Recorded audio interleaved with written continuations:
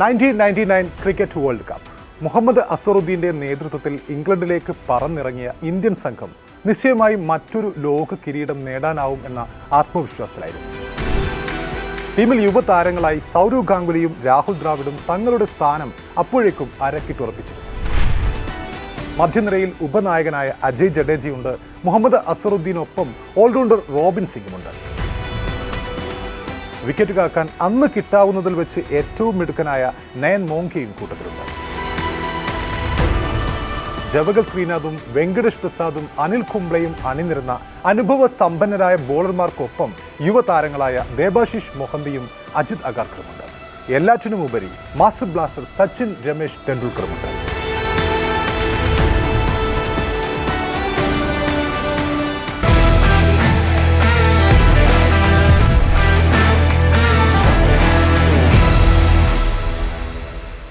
പരാജയപ്പെട്ട ക്യാപ്റ്റൻസി കാലത്തിൻ്റെ തൊപ്പി തലയിൽ നിന്നും അഴിച്ചുമാറ്റി തിരികെ അസ്വറിലേക്ക് തന്നെ നൽകി പഴയതുപോലെ ടീമിൻ്റെ വജ്രായുധമായി ക്രീസിലിറങ്ങാനുള്ള മൂഡിലായിരുന്നു അന്ന് സച്ചിൻ.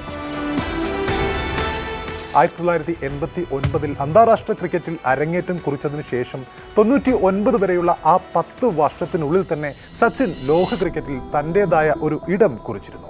ലോകത്തിലെ ഏറ്റവും വിഖ്യാത ബാറ്റ്സ്മാനായ വിഖ്യാത താരം ഡോൺ ബ്രാഡ്മാൻ പോലും ഇവൻ തൻ്റെ പിൻഗാമി എന്ന് പറയുന്ന തലത്തിലേക്ക് വളർന്നിരുന്നു അന്ന് സച്ചിൻ. 22 യാർഡിൻ്റെ ക്രിക്കറ്റ് പിച്ച് 22 ഇഞ്ചിൻ്റെ TV സ്ക്രീനിലേക്ക് ചുരുങ്ങിയ കാലമായിരുന്നു അത്. വിരലിലെണ്ണാവുന്ന രാജ്യങ്ങളിൽ മാത്രം പ്രചാരമുള്ളൊരു ഗെയിമിൻ്റെ, ക്രിക്കറ്റിൻ്റെ ആഗോള വിപണന സാധ്യതകൾ ലോകം തിരിച്ചറിഞ്ഞു തുടങ്ങിയ കാലമായിരുന്നു അത്. സച്ചിന് ചുറ്റും രൂപപ്പെടുത്തപ്പെട്ട ഇന്ത്യൻ ടീമായിരുന്നു അന്നുണ്ടായിരുന്നത്. സച്ചിനെ മുൻനിർത്തി സച്ചിൻ്റെ ബാറ്റിൽ നിന്നൊഴുകുന്ന റൺസുകൾ മനക്കോട്ട കെട്ടി ടീമിൻ്റെ തന്ത്രങ്ങൾ മെനഞ്ഞിരുന്ന നാളുകൾ. കളർ ജേഴ്സിയിൽ ഏകദിനങ്ങൾ ജനപ്രീതി ആർജിച്ചതും അക്കാലത്തായിരുന്നു. 90കളുടെ തുടക്കത്തിലെ ക്യാപ്റ്റൻ അസറിൻ്റെ വജ്രായുധമായിരുന്നു സച്ചിൻ ടെണ്ടുൽക്കർ. ടീമിനെ വിജയിപ്പിക്കാൻ സച്ചിനെ ബാറ്റിംഗിൽ മാത്രമല്ല ബോളിംഗിലും നിരന്തരം ഉപയോഗിച്ചിരുന്നു അന്ന് ക്യാപ്റ്റൻ അസർ. അങ്ങനെ പന്ത് കയ്യിലെടുത്തും സച്ചിൻ ടീമിനെ വിജയത്തിലെത്തിച്ച ത്രസിപ്പിക്കുന്ന കളി മുഹൂർത്തങ്ങൾ നിരവധിയായിരുന്നു. ക്രിക്കറ്റിൽ ഇന്ത്യ എന്ന വാക്കിന് സച്ചിൻ എന്ന് മാത്രമായിരുന്നു അന്ന് അർത്ഥം. സച്ചിൻ ഉണ്ടെങ്കിൽ ടീമുണ്ട്, ജയമുണ്ട്. സച്ചിൻ ഇല്ലെങ്കിൽ തോൽവി എന്ന സ്ഥിതി. സച്ചിൻ ഔട്ടായാൽ ഇന്ത്യൻ ടീമിൻ്റെ തോൽവി ഉറപ്പിച്ച് ടിവിയും റേഡിയോയും ഓഫ് ചെയ്തു പോകുന്ന ഇന്ത്യൻ ജനകോടികൾ. ഒരു ടീമിനെ മുഴുവൻ സ്വന്തം ചുമലിൽ താങ്ങി നിർത്തുന്നതിൻ്റെ സമ്മർദ്ദങ്ങൾക്കിടയിലും അനായാസകരമായി അങ്ങേയറ്റം സൗമ്യതയോടെ ഓരോ ഇന്നിങ്സും മനോഹരമായ ഒരു നൃത്തശില്പമാക്കി മാറ്റിയിരുന്നു സച്ചിൻ. ആ സച്ചിൻ മുൻനിരയിൽ ഉണ്ടെന്ന ശുഭാപ്തി വിശ്വാസത്തോടെ ഇംഗ്ലണ്ടിൽ ഇന്ത്യയുടെ ലോകകപ്പ് ക്യാമ്പയിൻ തുടങ്ങി. 1999 മെയ് 15 ആദ്യ മത്സരം കരുത്തരായ സൗത്ത് ആഫ്രിക്കയ്ക്കെതിരെയായിരുന്നു. ഹാൻസി ക്രോന്യ എന്ന ക്യാപ്റ്റന്റെ നേതൃത്വത്തിൽ ഇറങ്ങിയ സൗത്ത് ആഫ്രിക്ക ആദ്യ മത്സരത്തിൽ ഇന്ത്യയെ 4 വിക്കറ്റിന് പരാജയപ്പെടുത്തുന്നു. സച്ചിന് ആ മത്സരത്തിൽ 28 റൺസ് എടുക്കാനേ കഴിഞ്ഞിരുന്നുള്ളൂ. തുടക്കം പിഴച്ചെങ്കിലും ആ തോൽവി ഇന്ത്യൻ ആരാധകരെ അത്ര അധികമൊന്നും ബാധിച്ചിരുന്നില്ല. കാരണം ഇന്ത്യയേക്കാൾ ശക്തമായതും ബാലൻസ്ഡ് ആയതുമായ ഒരു ടീമിനോടാണ് ഇന്ത്യ തോറ്റിരിക്കുന്നത്. 4 ദിവസത്തിനു ശേഷം ഇന്ത്യയുടെ രണ്ടാമത്തെ മത്സരം സിംബാബ്വേയോടാണ്. പ്രതാപികൾ ഏറെ അണിനിരുന്ന ടീമായിരുന്നെങ്കിലും ട്രാക്ക് റെക്കോർഡിൽ ഇന്ത്യക്കാണ് വിജയശതമാനം കൂടുതലും ഉണ്ടായിരുന്നത് സിംബാബ്വേക്കെതിരെ. ആ മത്സരത്തിൽ ജയിക്കാമെന്നായിരുന്നു ഇന്ത്യയുടെ കണക്കുകൂട്ടൽ. അതിനൊപ്പം സൂപ്പർ 6ലേക്കുള്ള സാധ്യതകൾ സജീവമാക്കാമെന്നും ഇന്ത്യൻ ടീം പദ്ധതിയിട്ടു. 4 ദിവസങ്ങൾക്ക് ശേഷം 1999 മെയ് 19 സിംബാബ്വേക്കെതിരെയുള്ള ഇന്ത്യയുടെ മത്സരം ആരംഭിക്കാനിരിക്കെ വലിയ വേദനയുണ്ടാക്കിയ ഒരു വാർത്ത അന്ന് വന്നെത്തി. സച്ചിൻ്റെ പിതാവ് രമേശ് ടെണ്ടുൽക്കർ തൻ്റെ 68ാമത്തെ വയസ്സിൽ ഹൃദയസ്തംഭനം മൂലം മരണമടഞ്ഞിരിക്കുന്നു. പിതാവിൻ്റെ വിയോഗത്തിൽ ഹൃദയം നുറുങ്ങിയ വേദനയുമായി സിംബാബ്വേക്കെതിരായ മത്സരത്തിൽ കളിക്കാതെ സച്ചിന് പെട്ടെന്ന് നാട്ടിലേക്ക് തിരിച്ചു പോരേണ്ടി വരുന്നു.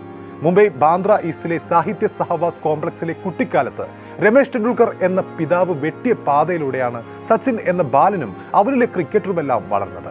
സച്ചിൻ്റെ സ്വഭാവ രൂപീകരണത്തിലും അച്ചടക്കത്തിലും ലൈഫ് സ്റ്റൈലിലും അടക്കം ആ പിതാവ് പരുവപ്പെടുത്തിയ ചിട്ടകളുടെ സ്വാധീനം ഏറെ ഉണ്ടായിരുന്നു. ആ വിയോഗം സച്ചിന് സഹിക്കാനാകുമായിരുന്നില്ല. പിതാവിൻ്റെ അന്ത്യകർമ്മങ്ങൾക്കായി യാത്ര തിരിച്ച സച്ചിൻ നാട്ടിലെത്തുമ്പോഴേക്കും അങ്ങ് ഇംഗ്ലണ്ടിൽ സച്ചിൻ ഇല്ലാതെ ഇറങ്ങിയ ഇന്ത്യ താരതമ്യേന ദുർബലരായ സിംബാബ്വേയോട് 3 റൺസിന് തോറ്റു കഴിഞ്ഞിരുന്നു. സച്ചിൻ്റെ പിതാവിൻ്റെ നിര്യാണത്തിനൊപ്പം രാജ്യം ഒരിക്കൽ കൂടി കണ്ണീരണിയുന്നു അന്ന്.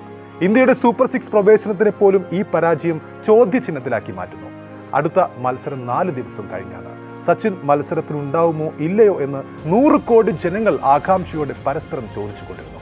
അന്നുകൂടി പരാജയപ്പെട്ടാൽ ലോകത്തിനു മുന്നിൽ ഇന്ത്യൻ ടീമിന്റെ സ്ഥാനം നിലംപതിക്കും ഒരിക്കൽ കൂടി. സച്ചിൻ ഉണ്ടെങ്കിലേ ഇന്ത്യ ജയിക്കൂ എന്ന രീതിയിലേക്ക് ക്രിക്കറ്റ് ലോകം ഗദ്ഗതപ്പെട്ടിരുന്ന ദിനങ്ങളായിരുന്നു. 4 ദിവസങ്ങൾക്ക് ശേഷം മെയ് 23, 1999 കെനിയക്കെതിരായ ഇന്ത്യയുടെ മാച്ച് ആരംഭിക്കുമ്പോൾ ഗ്രൗണ്ടിൽ സച്ചിൻ ഉണ്ടായിരുന്നു.